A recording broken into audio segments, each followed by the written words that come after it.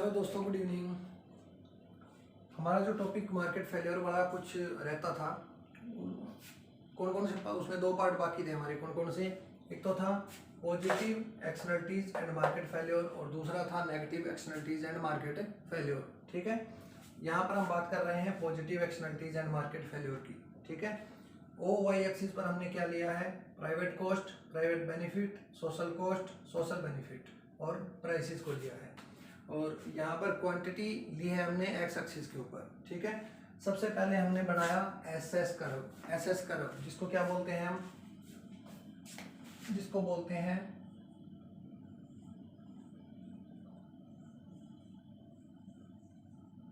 Cost and private cost curve,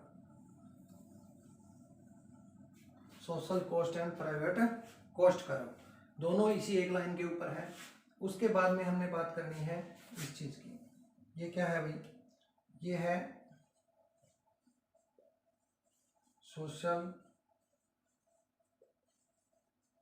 benefit curve.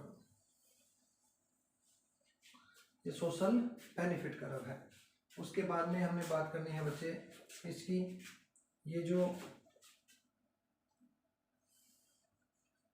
D है, ये क्या है? Private benefit curve. ये क्या है? Private benefit curve. ठीक है, सबसे पहले जो एक फर्म है वो प्रोडक्शन कर रही है वो Q1 का। ठीक है, वो Q1 का प्रोडक्शन कर रही है।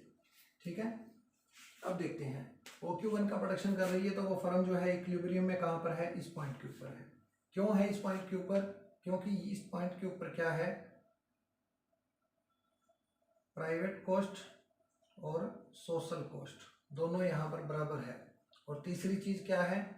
बराबर प्राइवेट बेनिफिट। ठीक है, यानी कि जब हम पढ़ते हैं positive externalities and market failure को जब हम पढ़ते हैं तो उसकी तीन कंडीशन होती है। क्या होती है? देखिए, सबसे पहले तो प्राइस जो प्राइवेट कॉस्ट होती है वो सोशल कॉस्ट के बराबर होनी चाहिए। दूसरी कंडीशन क्या होती है? सोशल बेनिफिट ज़्यादा होना चाहिए। किससे?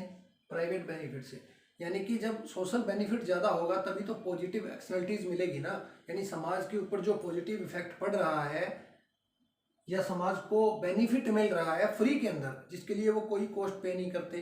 ठीक है, इस सिचुएशन में क्या होता है? सोशल कॉस्ट जो है वो ज़्यादा होती है। किससे? प्राइवेट। सोशल बेनिफिट ज़्यादा होता है किससे? प्राइवेट बेनिफिट से। उसके अलावा एक होती है एक्सटर्नल कॉस्ट, यानी बाहरी लागत। जो बाहरी लागत होती है ना, वो क्या होती है? सोशल कॉस्ट यहाँ पर है, वो किसके बराबर होगी?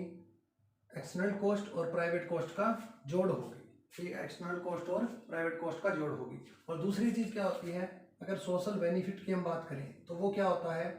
External benefit plus private benefit, इन दोनों का जोड़ होती है। ठीक है, तो ये चीजें आपको याद रखनी है।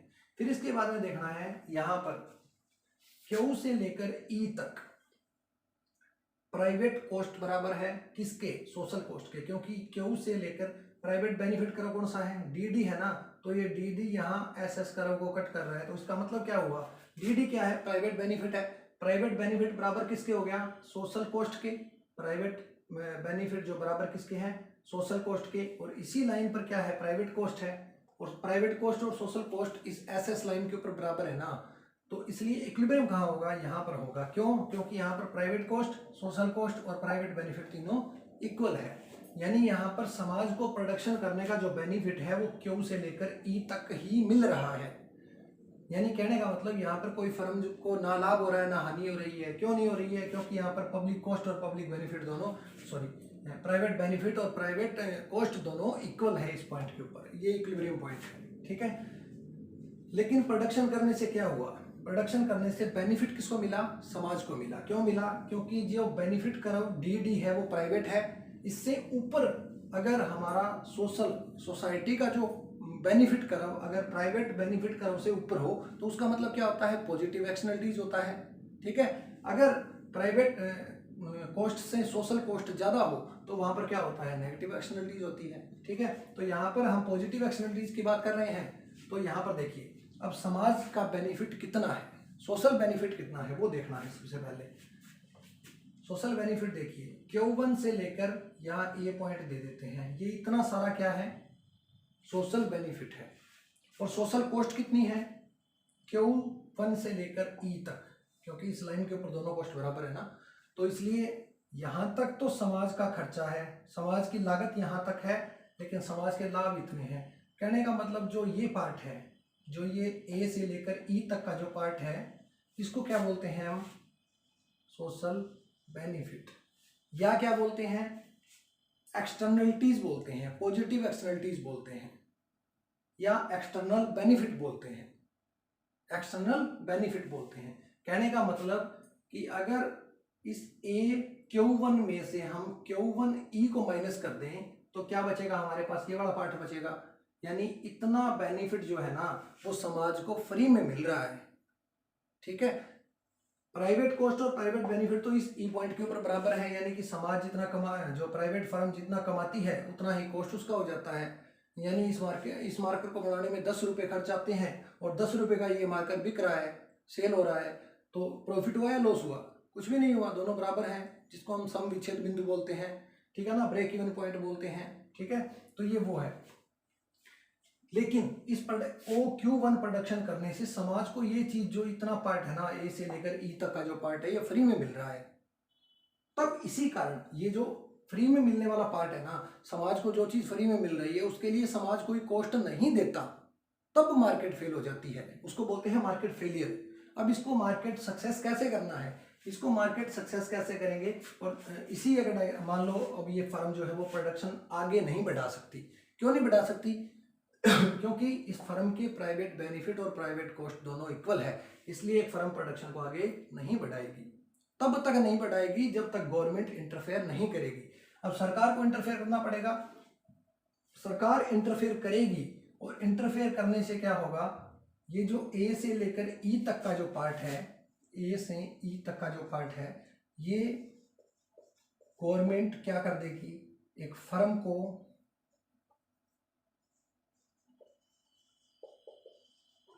सब्सिडी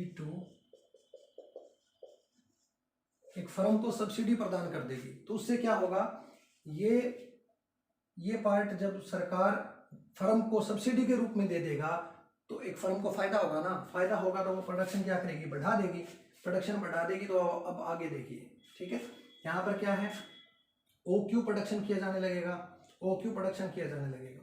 अब यहाँ पर क्या है, ये मान लो B पॉइंट मान लिया, यहाँ तक क्या है, पब्लिक बेनिफिट है। ठीक है, और ये क्या है, पब्लिक बेनिफिट है, और ये क्या है, यहाँ से B से लेकर इसको E1 मान लेते हैं। अब इक्विलिब्रियम पॉइंट कौन सा बन गया, E1 बन गया, अगर प्रोडक्शन को आगे बढ़ाया जाता है तो। कहने का मतलब अब समाज को जो चीज़ें मिल रही थी, यानी समाज की कॉस्ट इस E1 पॉइंट के ऊपर क्या हो गया, सोशल कॉस्ट और सोशल बेनिफिट दोनों बराबर हो गया। यानी समाज को पहले क्या था, फायदा हो रहा था ना, किसके बराबर, A से लेकर E तक के बराबर। अगर सरकार ये इतना पार्ट सब्सिडी के रूप में एक फर्म को दे देती है, जिससे मार्केट सक्सेस हो जाती है, और मार्केट सक्सेस होने से क्या होता है, एक फर्म प्रोडक्शन को बढ़ा देती है, और जब प्रोडक्शन को बढ़ाती है तो उससे क्या होता है, नया इक्विलिब्रियम पॉइंट E1 आ जाता है। इस E1 पॉइंट का मतलब क्या है कि यहाँ पर सोशल कॉस्ट और सोशल बेनिफिट दोनों बराबर हैं, यानी समाज को ना लाभ हो रहा है ना हानि हो रही है, यानी समाज के ऊपर अब कोई भी इफेक्ट नहीं है। इस तरीके से सब्सिडी देकर सरकार क्या है, गवर्नमेंट इंटरफेयर करेगी, और इंटरफेयर करने के बाद में जो है मार्केट को सक्सेस कर देगी। तो ये हमारा था positive externalities and market failure. ठीक है, इसके बारे में वीडियो थी। थैंक यू दोस्तों, मिलते हैं नेक्स्ट वीडियो में। अगर ये वीडियो आपको पसंद आए तो इसको लाइक करें, कमेंट करें, सब्सक्राइब, चैनल को सब्सक्राइब जरूर करें सारे, आगे से आगे इसको शेयर करें वीडियो को जितना कर सकें, क्योंकि जो इसी से हमारे को मोटिवेशन मिलती है। तो दोस्तों ज़्यादा से ज़्यादा अगर ये कॉन्सेप्ट आपको समझ में आया है, अगर ये वीडियो अच्छी लगी है तो इसको ज़्यादा से ज़्यादा शेयर करें, कमेंट करें, अपने दोस्तों को भी इसका बेनिफिट मिले, आपके दोस्तों को भी इसका बेनिफिट मिले, इसके लिए इसको शेयर जरूर करें जितना कर सकें, और मैक्सिमम लाइक करें, कमेंट करें। Thank you.